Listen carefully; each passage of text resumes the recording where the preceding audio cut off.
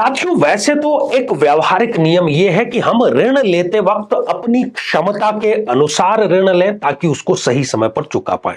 परंतु कई बार जन्म पत्रिका में ऐसी स्थितियां निर्मित हो जाती है कि चाहते हुए भी हम ऐसा नहीं कर पाते और ऋण के दुष्चक्र में फंस जाते हैं। यदि त्रिक भावों का अधिपति केंद्र या त्रिकोण में विराजमान हो जाए या फिर केंद्र या त्रिकोण का अधिपति त्रिक भावों में जाकर के यदि विराजमान हो जाता है तो ऐसा व्यक्ति ना चाहते हुए भी ऋण के दुष्चक्र में फंस जाता है। एक आसान सा उपाय, मंगलवार और बुधवार को ना तो कभी ऋण लें, ना कभी ऋण दें और ना ऋण लेने या देने संबंधी कोई भी कार्यवाही करें।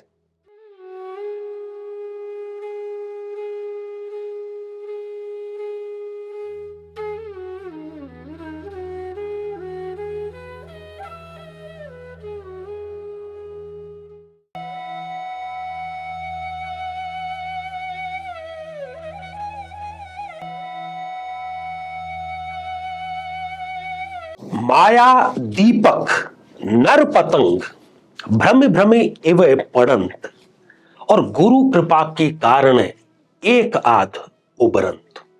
कबीर ने क्या सुंदर बात कही है साथियों।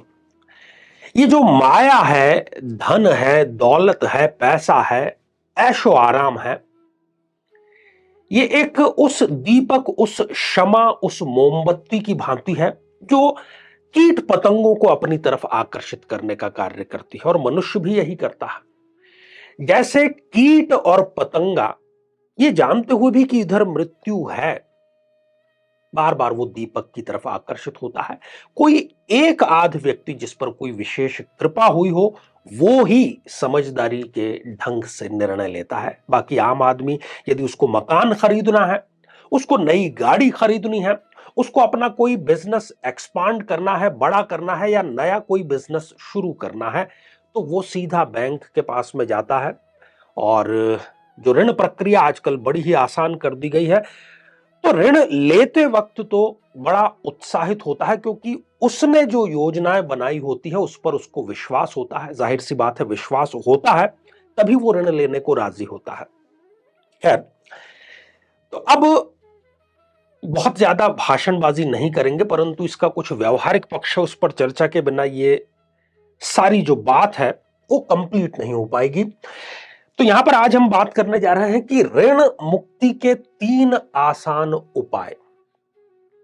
सबसे आसान तो कुछ व्यवहारिक उपाय क्या है, जैसा हम कहते हैं कि जितनी चादर है उतने ही पैर फैलाने चाहिए, अपनी क्षमता के अनुसार ही ऋण लेना चाहिए, अपने जो खर्च हैं, अपने जो ऐश मौज के खर्च हैं वो कम कर देने चाहिए और जो ईएमआई है उसकी राशि नियमित रूप से चुका देनी चाहिए। ये तो कुछ व्यवहारिक उपाय हो गए, परंतु व्यवहार में हमने ये देखा है, ये अनुभव किया है लोगों की जन्म पत्रिका जब विश्लेषित करते हैं कि इन सब नियमों का पालन करते हुए भी वो ऋण के दुष्चक्र में फंस जाता है।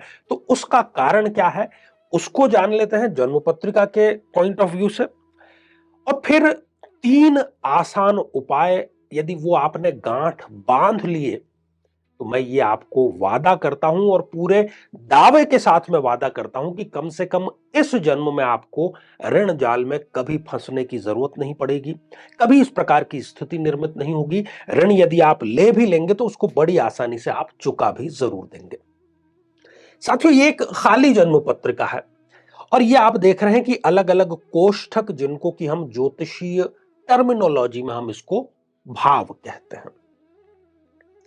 अब इसमें जो 3 भाव हैं जिसको हम त्रिक भाव कहते हैं, ये छठा, ये 8वां और ये 12वां, इनको अच्छा नहीं माना गया है बल्कि बहुत बुरा माना गया है और ऋण भी इनको कहीं ना कहीं ये बहुत ज्यादा डैमेज स्थिति में हो तो माना जाता है कि व्यक्ति इनकी दशा अंतरदशा में इनके जो ऋण चक्र है उसमें फंस जाता है। तो ये त्रिक भाव होता है साथियों। ये छठा त्रिक भाव है, ये 8वां भाव ये भी एक त्रिक भाव है और ये 12वां भाव ये भी एक त्रिक भाव है। ये भाव है लग्न, जिसको हम लग्न भाव कहते हैं और इसको हम केंद्र भी कहते हैं। हालांकि ये चारों भाव केंद्र के हैं, परंतु आज का जो सिद्धांत है वो 3 केंद्रों की हम बात करेंगे। ये भी एक केंद्र भाव है और ये भी एक केंद्र भाव है, जहां से हम अपने कर्म के बारे में बात करते हैं। ये दोनों जो भाव हैं आसपास वाले आप देख रहे हैं किनारे का, इसको त्रिकोण कहते हैं, क्योंकि ये यहां से एक त्रिकोण की निर्मिति हो जाती है। तो इसको हम यहां पर लिख देते हैं त्रिकोण। ठीक है। अब थोड़ा सा आपको यदि बेसिक नॉलेज भी है एस्ट्रोलॉजी का, तो बड़ी आसानी से समझ लेंगे। पहला तो सिद्धांत ये कि इन तीन त्रिक भावों में, ये छठा, आठवां और 12, यदि यहां पर कोई भी ग्रह नीच राशि का होकर के विराजमान है, तो उस ग्रह की दशा अंतरदशा में व्यक्ति ऋण लेगा और उस ऋण को चुका वो नहीं पाएगा, और फिर उस दुष्चक्र में फंसता वो चला जाता है। दूसरा सिद्धांत यह है कि यदि इन केंद्रों का अधिपति, इन केंद्र या त्रिकोण का अधिपति जो है वो त्रिक भावों में चला जाए, या त्रिक भावों का अधिपति केंद्र या त्रिकोण में चला जाए, इस प्रकार का जो एक्सचेंज है, इस प्रकार का जो स्थानांतरण है, वो ऋण चक्र में व्यक्ति को फंसाने का कार्य करता है। साथियों, वैसे तो सरकार ने, आरबीआई ने बहुत सारी गाइडलाइंस बनाई है ताकि जो एजेंसियां हैं, जो ऋण प्रदाता हैं, वो व्यक्ति को परेशान ना करें। कई बार वो गलत तरीके भी इस्तेमाल करते हैं और ऋण लेकर के कई लोग यहां से भाग भी चुके हैं। आपको पता है, आप बेहतर जानते हैं। सरकारें भी दुनिया भर की ऋण लेती है, परंतु यहां पर हम एक जातक की केवल बात कर रहे हैं। नहीं तो आप कमेंट्स में ऐसा ना लिख दें कि गुरुजी अब भारत सरकार का ऋण चुकाने के लिए, पाकिस्तान का ऋण चुकाने के लिए ये उपाय होंगे। ये जातक शास्त्र है साथियों। तो जातक शास्त्र में हम व्यक्ति विशेष की बात करते हैं, ठीक है ना। तो ये व्यक्ति विशेष की कुंडली की हमने बात कर ली। यदि ये स्थितियां हैं तो इन ग्रहों की दशा अंतरदशा में व्यक्ति को ऋण के लिए वो लालायित भी होता है, और फिर क्या होता है, या तो फिर घर में जो रखे हुए गहने हैं वो बेचने की नौबत आ जाती है, या पैतृक संपत्ति जो कि आपके कंधों पर एक भार थी आगे की संतति को ट्रांसफर करने के लिए, वो आपको बेचने की नौबत आ जाती है।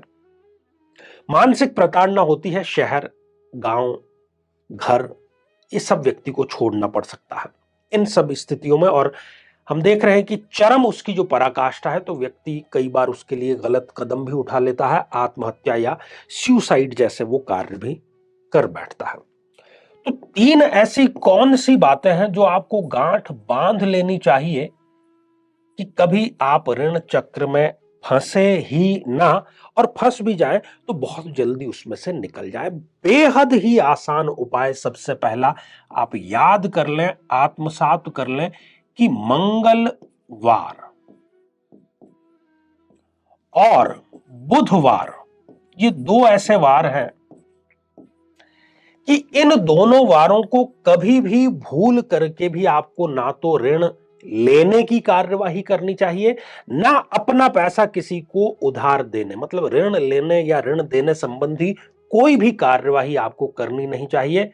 ऋण लेना और देना तो बाद की बात हो गई। दोनों बातें मैंने कही है, दोहरा रहा हूं मैं। ना तो ऋण लेना है ना देना है मंगलवार को, बुधवार को, और ना ऋण लेने या देने संबंधी कोई भी कार्यवाही करनी है।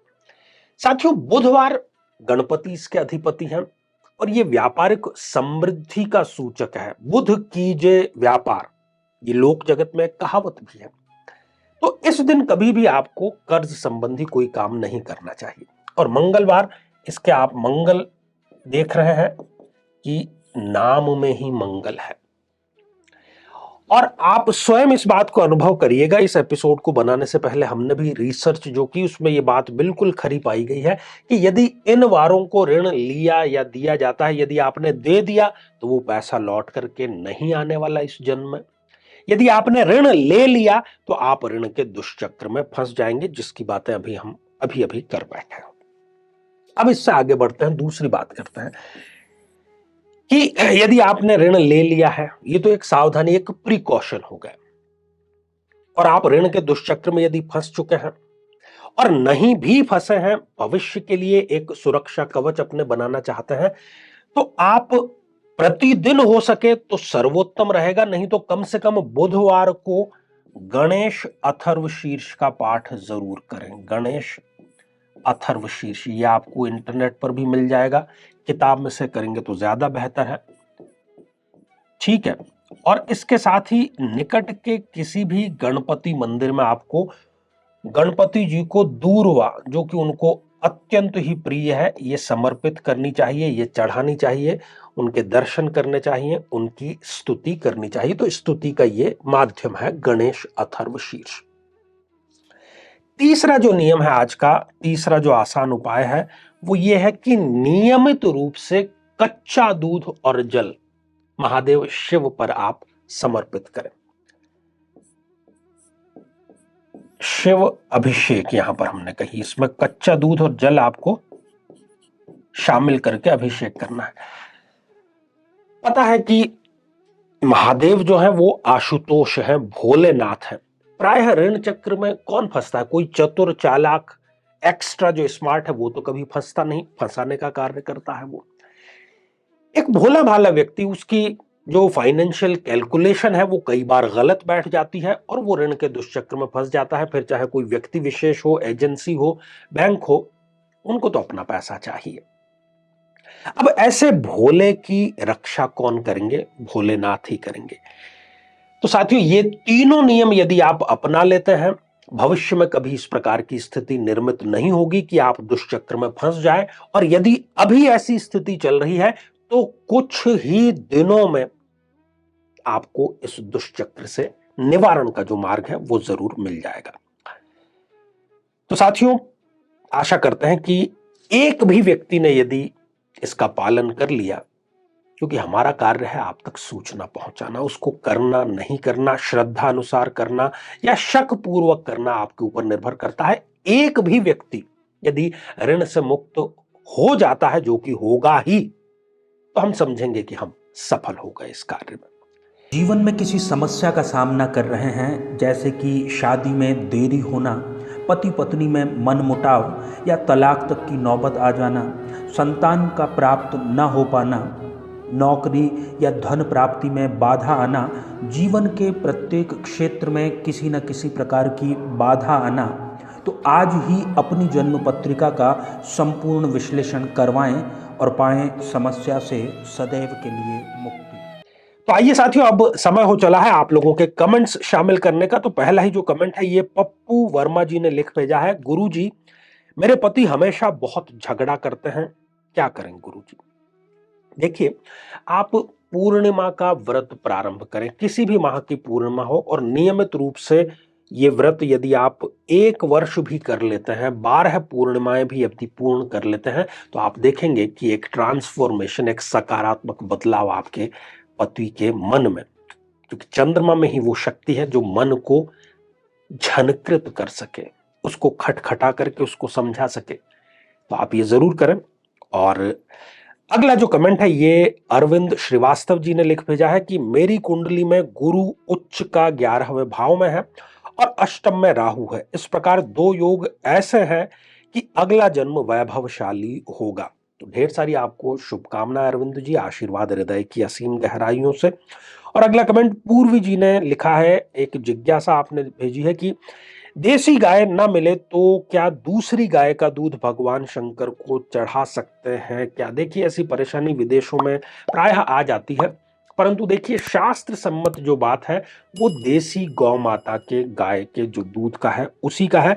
परंतु यदि आप किसी कारणवश नहीं कर पा रहे हैं तो हो सकता है कि रिजल्ट थोड़ा आपको देर से मिले, परंतु मिलेगा अवश्य।